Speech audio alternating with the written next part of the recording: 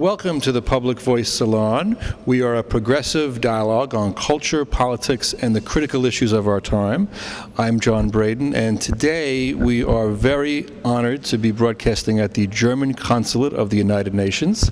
And we have with us Eva Koethen, who is a German artist, and she was born and raised in Heidelberg, Germany.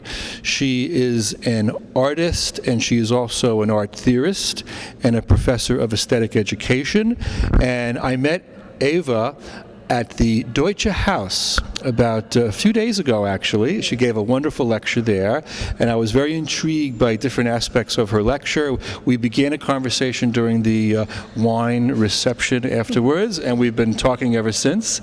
And so, Eva, I want you to explain a little bit about some of your theories about art. You have some very interesting ideas about putting various images together, side by side, to sort of create community or to see different patterns and things, and there's just such a rich texture to your work, and there's so many things that I could questions that I have. But let's begin a dialogue. I think that's the way that I like to work. And you have an interest not only in art but also psychology and philosophy. And tell us a little bit about this exhibit at the German Consulate, and what was your idea for it, and what's the theme of it? They gave me a theme that means design. Okay. So I'm not a designer, but I decided to do it and to broaden the sense of design. So as I told in the talk, it's the Japanese designer. He has an idea of design that means not lifestyles, that doesn't mean something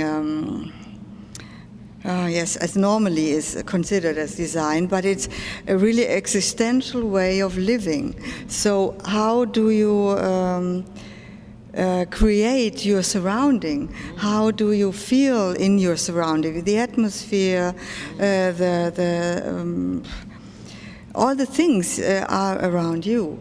So it's not only buildings, it's not only furniture, but it's also things like you see here.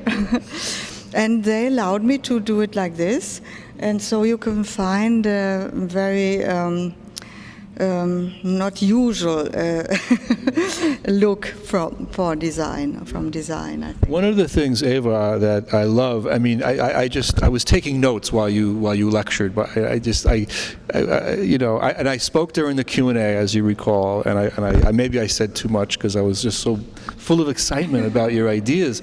And one of the things you talked about is this idea of awareness and perception, and how to be alert. And you said something about freedom and alertness. In order to be free, you have to be alert. And I think about that especially today, because I think a lot of people today, there's that sort of droning media that's on in the background, and the kind of people walking around in a trance, with the iPods coming out of the ears. Are people alert today, do you think? And how can art make you more alert? I think that's an issue of art education. So I'm into that field also, and I want to make my students alert. So really I teach them seeing. I teach them to look for a longer time at one picture or at one phenomenon on the in your surrounding, and we are talking about this. And I think you must get used to it. And of course, normally you have to do your things. You are not alert. You cannot be alert all the time because it's exhausting. But you must see. That's a word, sehen, German. Max Imdahl, art historian, talked about. It's different to see and to see. You see what you know, that's the one way, and you see something new. And therefore you need much time. So maybe you talked me about Bredin. I talked to another theorist. It's Victor Shklovsky. Victor Shklovsky. He wrote a book called The Hunt for Optimism, which I started to reread the night after you and I met, because, you sent me back to Shklovsky. During the talk, I mentioned two theorists. I mentioned the phenomenology of perception, which was Merleau-Ponty, right? And I mentioned Mikhail Bakhtin, who's a philosopher of dialogue. Yes, and time and space or something like that. I think so, Bredin. What I am think about, but I don't know him very well. Well, he talked about heteroglossia, which is the sound of many discourses. And you also mentioned immigration. You mentioned heteroglossia. Yeah, yes. Heteroglossia, this sort of multiple sound of discourses and accents that you get, especially in urban areas when you have a mixing of cultures. I think that's what I get from your work, is this kind of magic. There's a door that's opening. This kind of magic of the ordinary, and also you're very collage-like. Yes. You put things together. One of the things that you and I met at the Deutsche House, and on the other side of Washington Square Park, there's a church called Judson Memorial Church, which is famous for putting together spirituality, the arts, and social justice. And one of the people who exhibited his work there was Robert Rauschenberg. That was the first place he exhibited his work, right across from where we were at the Deutsche House. Now, I thought of Rauschenberg because your work reminds me of his. Were you familiar with his work? Yes, of course, I know him, and as art historian, I know he is in the art history. I think to integrate the things from common life, from normal everyday life, he did in his art. He would have a tennis ball next to a stuffed chicken, next to a picture of John F. Kennedy from a newspaper. But today, I think there is a danger to be believig. What's the word? Relativistic to that means anything goes. So this today is another danger he hadn't in this time. So it was exciting to have one and the other. And therefore, I don't only want to make this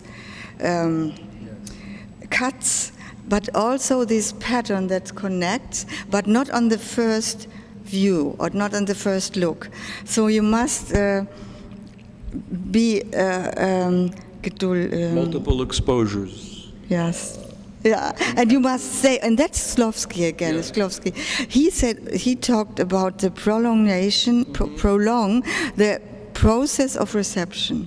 He talked about that. It's very, very important.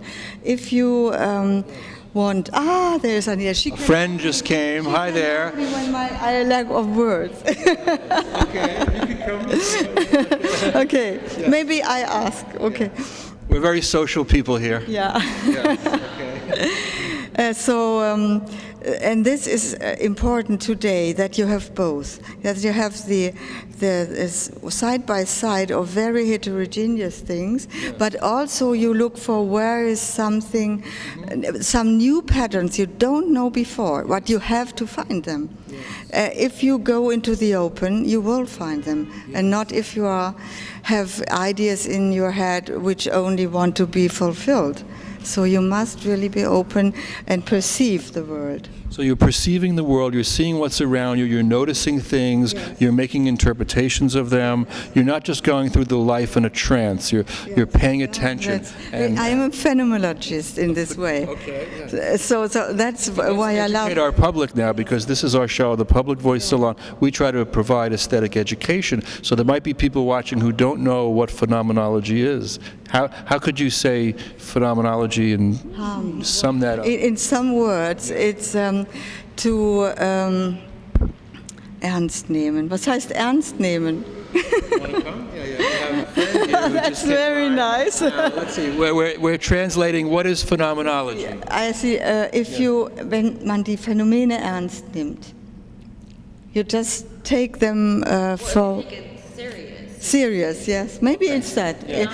Okay. You don't say that's the surface, and but you take it serious what you see, and you let your thoughts come out of that.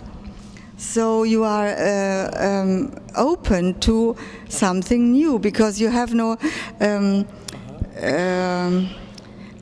imagination before what it has to be. Yes. But you see something and say, oh, let's look what's beside, let's look where it leads to, let's look where it comes from. Make connections. Make connections, that's very important, yes. Now, I just noticed the phenomenon of your husband up there filming us. Take a look at that now. That's interesting. Hi. Say hello. Say that. We are a community here. We're at the German consulate with Eva Koethen, and her beautiful work is all around us, and we're having a dialogue. We're trying to enrich our audience about this, about art, and how their lives can also be made more interesting about art, that they could notice the complexities of what's around them and new patterns. Because you also talk about the processes of thought and creation. I think I'm very interested in that. And this, I think, what was the main issue of my talk is that aesthetic processes are really similar to what happens if migration takes place. That means that you have to be alert, you have to be open, you have to look for things, how they connect. You must find new patterns. You can't go back to your oranges, and you can't go into a totally open future. People migrating from one country to another, like people from South America coming to the United States, as an example. Yes, and here I said it's neither a clash of civilization, nor it is a melting pot that just makes it like this, but there are differences and they stay, but also but the main thing is they all have to find something new, what wasn't before, and will be the future of design too, of the design of living. Well, I live in Hoboken, so I migrated to New York today, you see. I'm always migrating. I go from Hoboken, and today I picked up our camera in Union City, New Jersey. Have you been to Union City, New Jersey? No. It's a wonderful community. It's got a lot of Latino people there. And I was on the bus, and I was looking out the window today of I like their music, of course. Music is wonderful, and they have these beautiful signs, you know, like old-fashioned stores. Yes. Not slick, very, very quaint, or something very interesting. And I was on the bus today, and I all of a sudden remembered that I was coming to see you, and at that moment I became more perceptive, because I know who you are, and I know what your work is. And I looked out the window, and I was passing a store. It was one of these 99-cent stores, you know, and they had all these towels in the window of different colors. And to me, it was very transcendent. I noticed something different, even looking at something aesthetic. Yeah, that's it. Yeah. I made a discovery. You see it. You enrich your life. I want to say it's not only art. It's the everyday life that can be very exciting if you see. And so I want to, in this kind of education, I want people to see. You are wonderful. Your work is so important. I wish more people could see this. But we want to spend a time with you. We want to be just relaxed here. We want the whole hour with you. Now we want to begin looking at your images. And we'll continue our dialogue. But we're going to start by looking at the images on the wall. And let's see. Let's begin over here. What's going on, and why did you choose these particular images to put next to each other? This is a different kind. As you can see, it's not clear like them. Okay, yeah. So it's this kind of time in it. Verschwommen. It's blurry. It's blurry. Yes. So, because I don't... On purpose it's blurry. Yes, it is. Because I don't want to point on these people, to recognize them. But because maybe... They're strangers. Yes, and I want to... their integrity. I don't want to... as we talk. Yes. Yeah. Look at this man over here. Is that the subway there? Yes. He's banging on a drum? Yeah, this wonderful music you can hear. And I don't want that you can recognize them, but I want they're doing, they're feeling, it's in this. They are dancing, they are playing music. Okay. So I called it swing rhythms or swinging city. Here it's in the Central Park. Look at this. Central Park. Yeah. Seifenblasen. Bubbles. They're blowing bubbles in Central Park. And this is in Berlin. It's to sell something here. This stuff. This is a carnival of culture in Berlin. Okay. And So just to tell our audience, you're mixing images of Berlin and New York. for this series, yes, it's only Berlin and New York. Yes, and you know that from the tube stations, underground. These are the subway stations? Yes, the subway stations. They're dancing. This very often black people, and this even New Yorkers. That's a subway didn't know. train, is what it Yes, it's the only one in this with these books. Books in the subway train? Yes, but I not never really knew that. books. Oh, they're not really books. They look like books. I think it's made for tourists, but Okay. but it's crazy somehow. You see. It's very crazy. So you see, that's what I see. Yes. I have all the very little camera with me. Okay. So if it's a heavy one, I wouldn't take it. Yeah, so it's very, very discreet. Because one of the things you talk about in your philosophy and your theoretical work is the importance of strangers and the encounters with strangers. Yes. How does that come to play aesthetically? The strange and the own is no opposite. Okay. Because if you look at something in a different way, it gets strange for you. Okay. So it's no more your own that you can just fix it. Wow. So you found a new pattern between the foreign and the own. Both will move. Yes. Not only you don't look at the foreign things as foreign anymore, and you don't look on your own things as your own, but you see they have something to do. Democracy into this, because Yeah. we're a TV show Yeah. on culture, politics, critical issues. We like to combine the politics and the art, and I think that in a society in which strangers don't talk to each other, then it can become very undemocratic, Yes, because it then is. people aren't really communicating. Yeah. But does it seem to be that there are possibilities to connect with strangers today? How is it more easy or less easy, or are we becoming alienated, or what? Can art sort of bring? If someone's sitting next to you on a bus, how do you begin a conversation, or is it possible to do that? And can art play a part in that? I think in this case, perception could play a role. If you say to something, "Look at that." Did you just ever say, see? "Look at that." Yeah. So, and both of us look at something and don't know, oh, what is it? Do try this at home. We want our audience to practice this and tell us how it goes. Because there is that alienation in our culture today, right? There's again, I always go back to the people with iPods coming out of the years.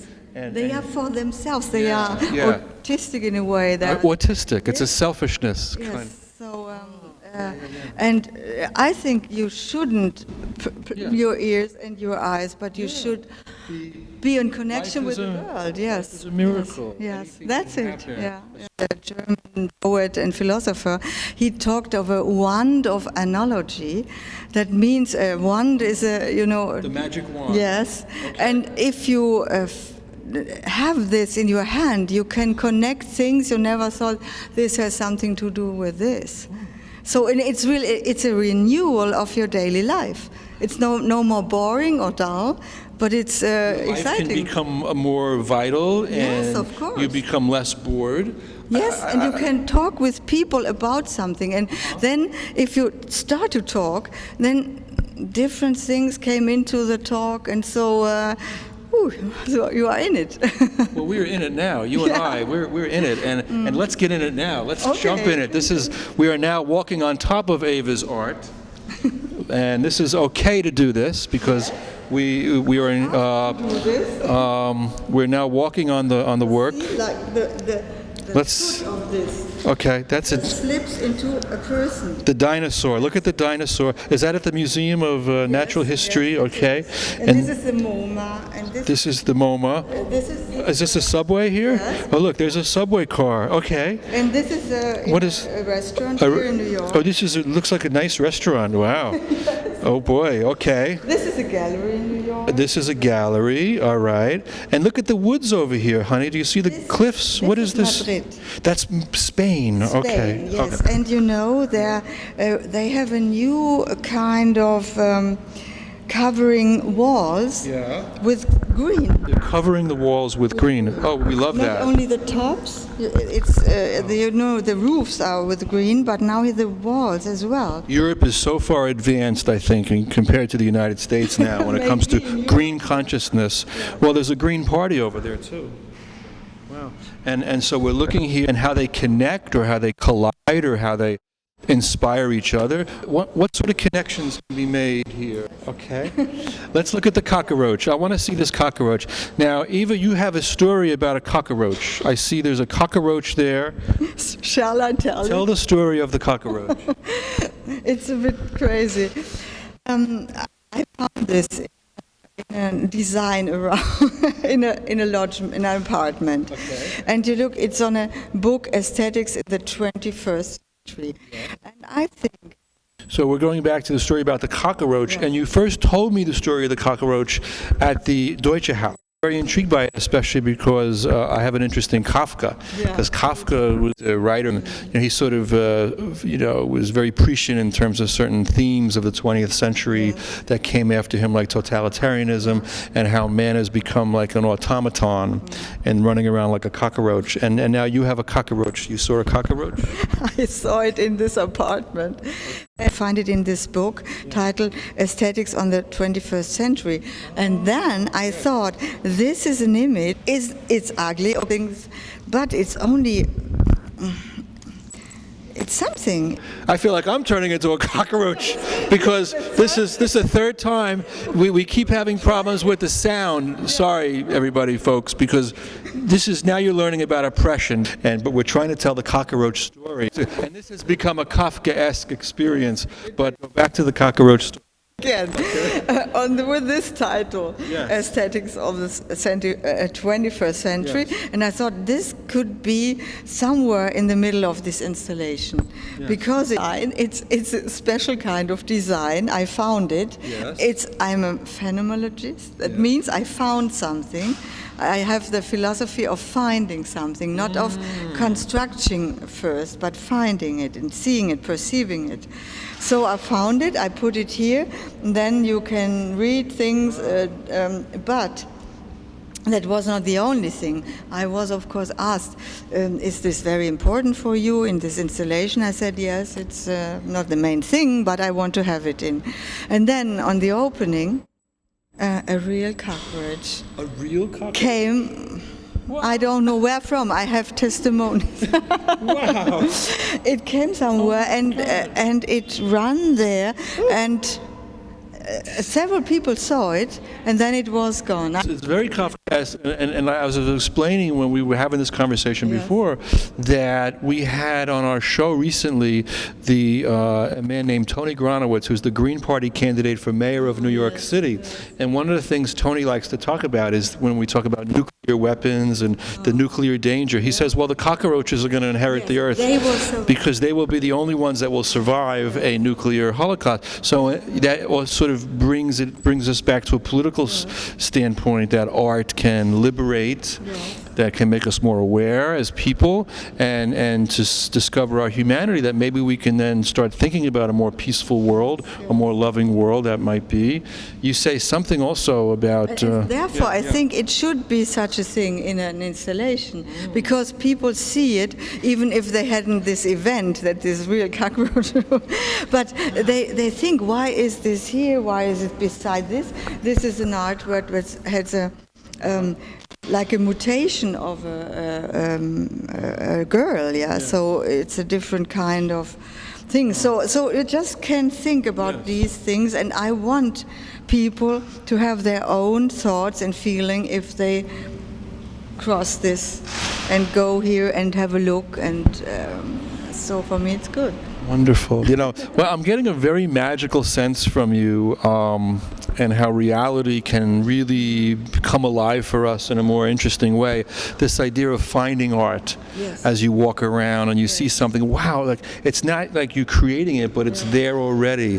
There's a wonderful YouTube of you online in the Canary Islands, and you're just pulling things out of the ocean, you're finding things, and you're like, wow, look at this. There's a joy of discovery. Really, that's it. A joy of discovery for me. If it's not surprising for me, I wouldn't do art. Really, it's the main thing. I do art because I want to see the world different from normal, usual, boring.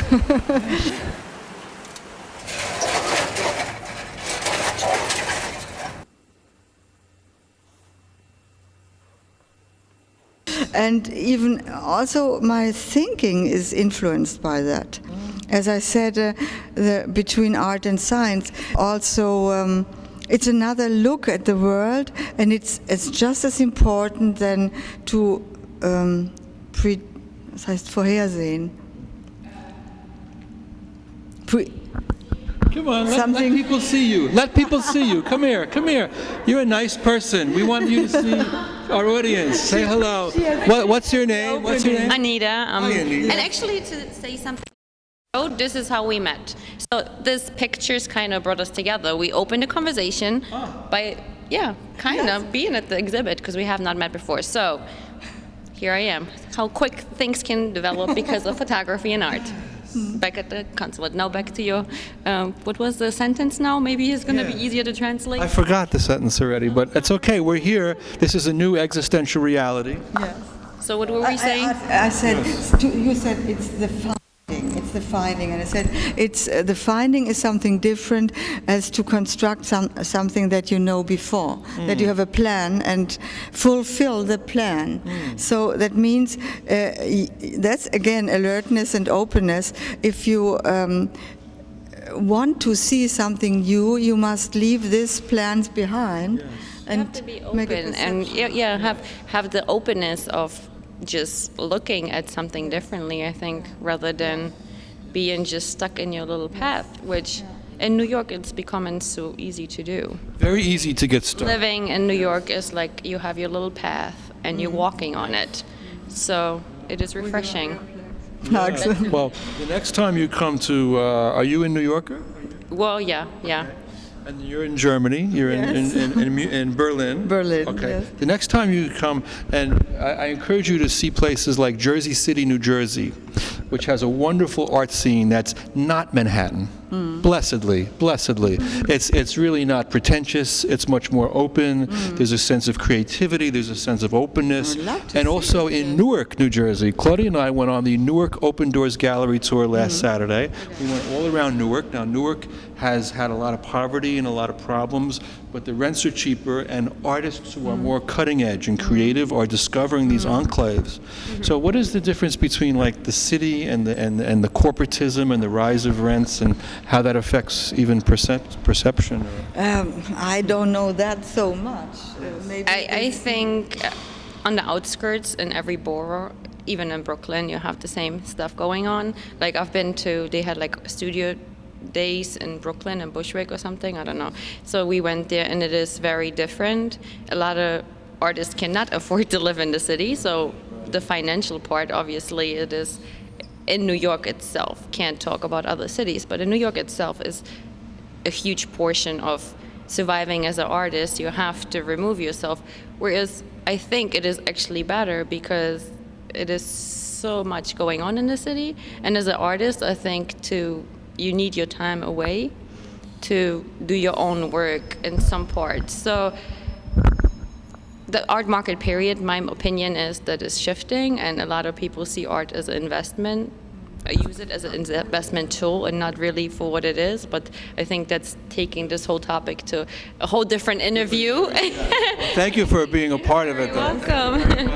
So it's in Thank you. Berlin. Yes, in Berlin, yes. It's really in Berlin. It's a bit still like in the surrounding of Manhattan, because still the renting is cheap compared with other big cities, and therefore you have a lot of creativity and a lot of young people from everywhere from Europe. They all come to Berlin, and this is also to connect these things that even in Manhattan, in this building, you can bring this kind of new and unpretentious spirit. It's an intervention, what I like to call an interstice or a gap.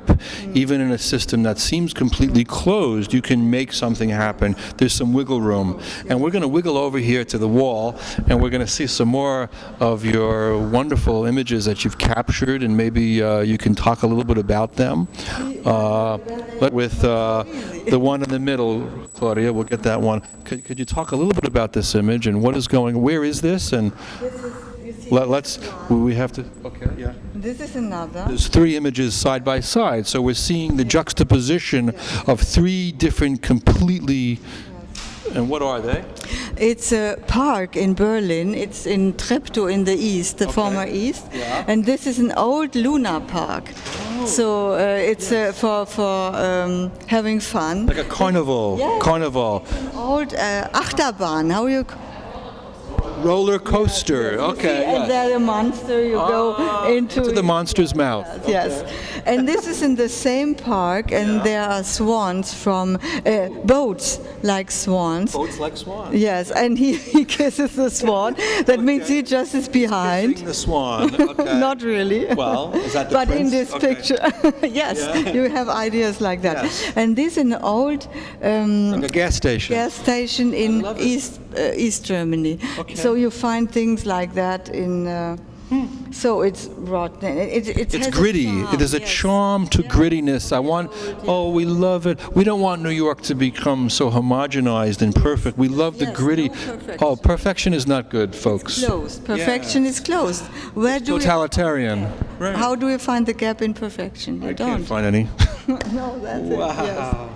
Now let's move over here. Yes. This is some kind of Renaissance sculpture. 2 statues in a park in Berlin and in the MoMA garden. Oh, in the MoMA Garden. Okay. Outside. Yes. And I put them together, man, a woman, and just you can see it, but you see it's 2 parts of human being. Okay. Wow. There is an experimentation that's going on here, I see also. So there's almost like a scientific, but an aesthetic, the blending of these sciences and the arts. There's the biological, there's the forms of people. I'm just thinking how the arts and the sciences commingle, and especially through psychology. You studied psychology, and Maurice Merleau-Ponty, I've been doing research on Ponty, was also very much into psychology. Yes, I think his theory of perception is great. It was something new, and of course it has developed, and I like always these French thinkers. Also, later Derrida and these thinkers, they have something in common with art. In their kind of thinking. Okay. They are a bit artists, so they focus different things than, for example, engineers. They have a plan and they do it. And there are other. It's important for our world to have exact and to have all this really very medicine and things like that. My wife works in research. She does scientific research, looking for cures for diseases. They can't just say, well, maybe put a little bit of this or a little. Not at all. Exact. Your husband works with electronic engineering. That has I never want to confuse this, and I tell it to my students too. So the one and the other, but you need both. Yeah.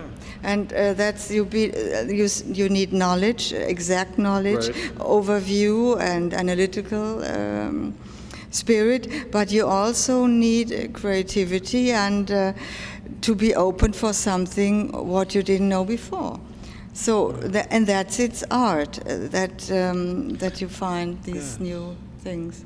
How can people like our viewers, who if they want to become more sensitive to aesthetic perception, and they don't have time to get a doctorate, like you have a doctorate degree and you've done all this formal research, how could they themselves in their everyday lives, including myself, because I'm not an expert, I'm an amateur, but I'm always learning, and how can we seize that opportunity to enrich ourselves in our aesthetic knowledge?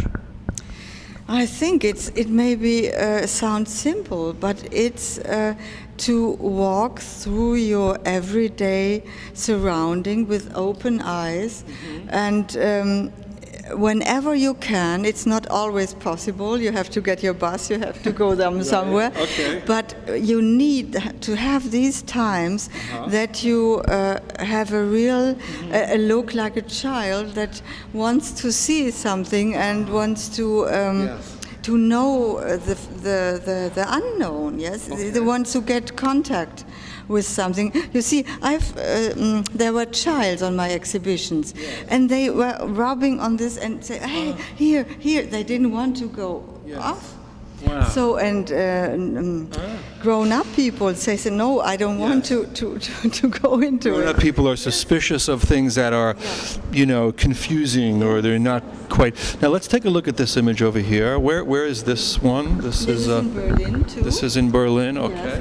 And it's just also bringing together an old. This is design again. I wanted to have design photos. Okay. This is a mode. No, fashion. Okay, And this is an old cupboard where it's painted from, I think, from children. Okay. So they put it together in a Schaufenster.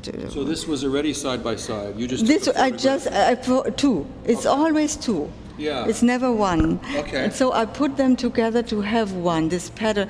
There is something that connects, and in every picture you find something that connects, but it's not to be seen on the first look. Okay. So you must see where it is and why it is. Why is this going together? Why do you think this goes together? Here I think it's very much the colors. Yeah. The theme, the issue, it's fashion, and the structures. It's light. Here's the cupboard. This is wood, and this is light. You see, that is this metamorphosis from wood to light, and it continues in another material. And this is only in the picture. It's not in reality.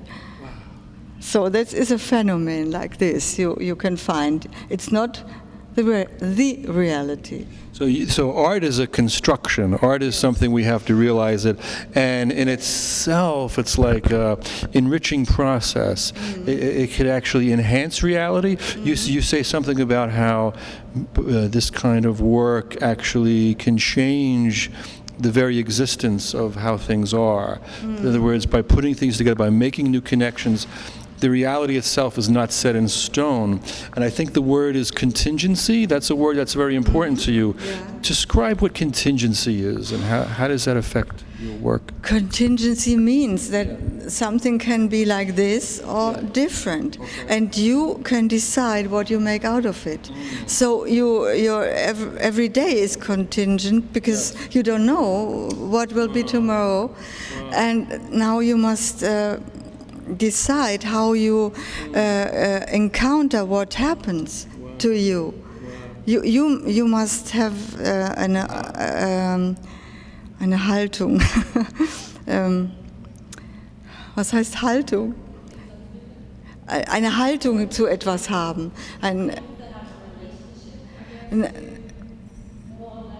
It's a relationship to what's happening around you, a give and take.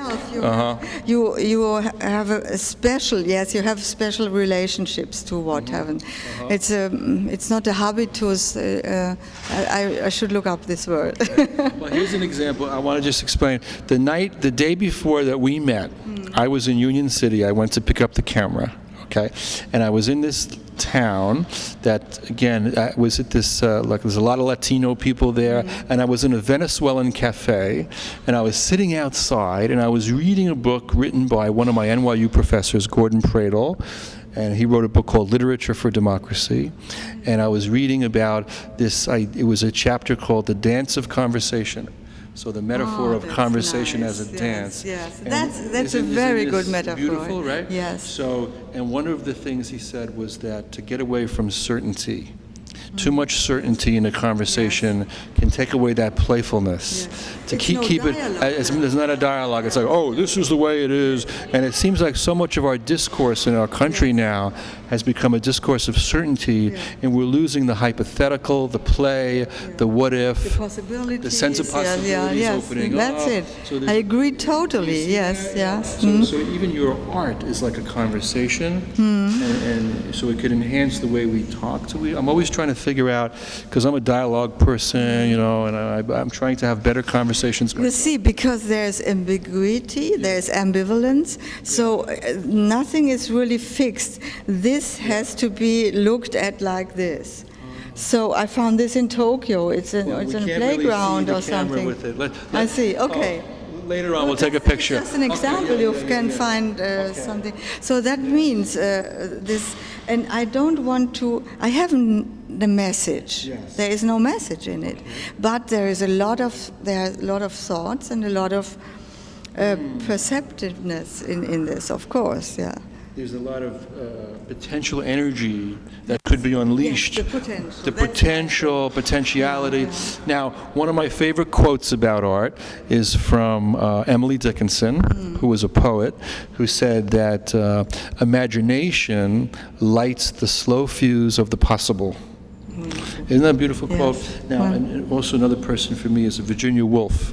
And Virginia Woolf talked about the cotton wool of daily life, how it smothers us. Yes. And she says that if she has an encounter with an artwork, that wakes her up. There's a wide awakeness, what she calls a moment of being. Yeah. We have moments of being. Yes. And another person who has influenced me a lot is a philosopher of education named Maxine Green. She is 96 years old. She still teaches at Teachers College, Columbia. Really? And I used to go to, she's 96 years old. I used to go to her salon. She used to have a month, every couple of months she would have a wonderful alert. dialogue, very alert, very awake, very aware. And she says that we need to, that imagination helps us think about things as if they could be otherwise. Yes. That That's contingency. That's what we talked before. Yeah, That's yeah. it, yes. It's wonderful. And maybe you know Paul Valéry? I've heard of him. Yes, Yeah. I like him very much, and his book Eupalinus ou l'architecte. That means he talks about the choses ambiguës. So that means the thing you don't know what it is. And he took a stone out of the sea, and he says, "What is it? You can look, you can find this is this or this or this." And children do that, of course. They take something, a stick, a wood, and it's a horse, it's something. And Well, let's take a look at this next work here. This is an exit door. Now, did you? Is this your piece? Is it? No, I'm only kidding. No. I'm only kidding. No, we this is actually over here. Let's take a look. This is a dinosaur or a lizard on top of a bus or a boat. It's a boat. Okay. You see, it's one of these huge boats that make Cruise ship? a cruise ship, yes, and they are pollutant all. They make a big. But okay, this is a nice thing, and I found an artwork. This is this dog, and it looks like sitting this dog on this ship. Okay. Yes. And it's funny somehow. So I really don't know why I put this together. It's also a sense of humor. Yes, to be fun, to be playful. Laughter has a place. And if you read Bakhtin, you're going to find a lot of humor and laughter. And life so nice, yeah. And Bakhtin, he loved Dostoevsky, Yes. because in Dostoevsky, the characters, they break out into laughter, sometimes, without any particular reason. So there's a lot of psychology going on in Dostoevsky. Nietzsche once said about Dostoevsky, he said that man is the only psychologist that I have any use for. Now, I said another thing about Nietzsche talked about will, the importance of will, and you also say that, this idea of will, of taking action, that is, can you talk a little bit about that? I think it's very important to not to make absolute the will, but to bring it in connection with compassion, with passivity. Okay. So that means to be active is also to be receptive. Okay. And that, I think, is very important for Nietzsche too, because he spoke of inspire, and inspire is always von inspirare. Yes. You have to breathe in and out. Okay. So you, not one without the other is not possible. And this, I think, is a good metaphor what's going on. Even if you use your will and you set and put something, there's also something you get, and you refine, and it comes to you, backwards to you. For me, that's very important, even Nietzsche. Yes. Well, Nietzsche, of course, was a very controversial philosopher too. But I think the French philosophers, they took him right. Not the German reception was kind of course, that's history. But I was going to say now, John Dewey is another one of my favorite philosophers. Pragmatist philosophy, and he said that the aesthetic is the opposite of the anesthetic. And it is the anesthetic that puts us to sleep. And so having an aesthetic encounter can create that wide awakeness or alertness, as you say. And he also said, Dewey, that identity comes from our choice of actions, that we're always creating and recreating ourselves. And I think Sartre also had a similar notion. So, but the problem in today's society is that people don't have time, that we have a work week that's too long for the people who are working, and we also have and we also have a lot of people who have not been educated in the humanities, so their knowledge of these ideas, their appreciation of art is limited or lacking because they took a functional approach to majoring in business or marketing. So there's becoming how do we reach those people? How do we wake up the people who don't have aesthetic education? It's not an easy question because they have to be educated, but they don't see any sense in it often. So I think if we can get them in action, we get them because they have a lot of energy. Young people have a lot of energy, and if you let them do something, then you can also conduct them to perceive something. They want to do something, and then you should talk about what they are doing. Yes. And if you reflect it well, I think then they get a sensitivity that they don't get somewhere else. I think sensitivity is as well as important as doing an action. I like what you said, Dewey. His pragmatism is very, very helpful, I think. And he is a pedagogue. Pedagogy, yes. What about this work right next to you? Could you say something about that? It's The Eye of Magritte. You know the surrealistic Magritte. And this is, I just tell you a story. This is the airport of Madrid. Okay. Madrid. And this cloud was in this window of the airport, and so it's an eye for me. And this is on the Canary Island, and you see this is like flying food over the sea. So it's something surrealistic. And therefore I put this together and called it. It was just when I did it, I said, "Oh, that's the Eye of Magritte," and I've something similar. From Cézanne. That's the first thing we could have a look. Cézanne is one of your inspirations. Yeah.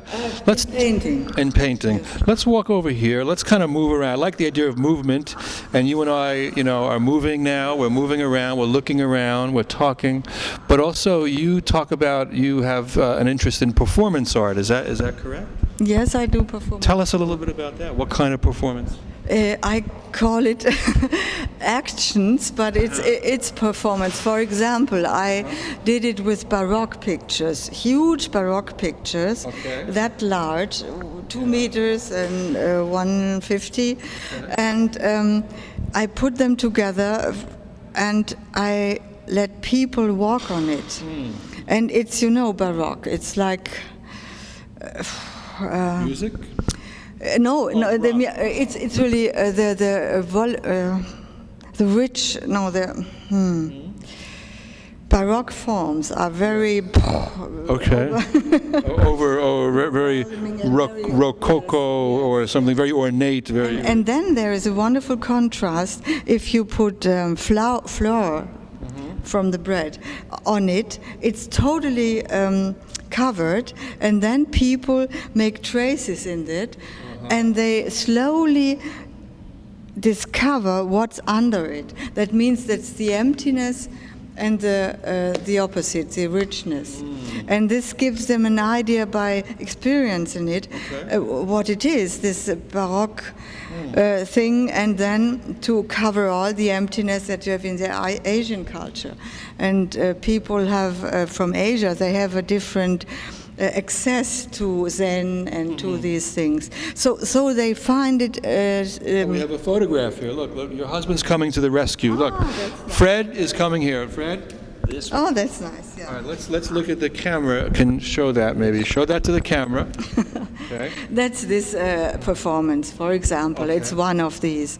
Yeah. So I in these performances, I just take things that in my mind in a special time, and so it's more. This is consistent. I do these photo works for 20 years, and I do my big paintings for 20 more years. But this comes from events, and it goes. So I've done it once and no more. Right. So see. Does Fred want to say hello? Fred, come over here. You could say hello. Fred's your husband. Yes. Why don't you come for a quick cameo? This is your 15 minutes of fame. Yes. Hello. Tell us, quickly who you are and how you're related to the Eva with the arts, and obviously you're married. How long are you married? A long time. So collaborate with each other. Yes, we do in a special way. So I'm an engineer, and so my focus is more of on the function of items, and that is not the most interested focus from her. So you do argue sometimes. Sometimes we have the problem. I like his sense for aesthetics in his engineering. Okay. So, all right. But sometimes, if, for example, the radio is not working anymore, so it makes not so much sense for me to keep it, and then I would like to give it away, or let's say throw it away. But then she comes and say, "Hey, give it to me. I need it. Maybe one time." It's a beautiful old broken radio. yes, we know. yes.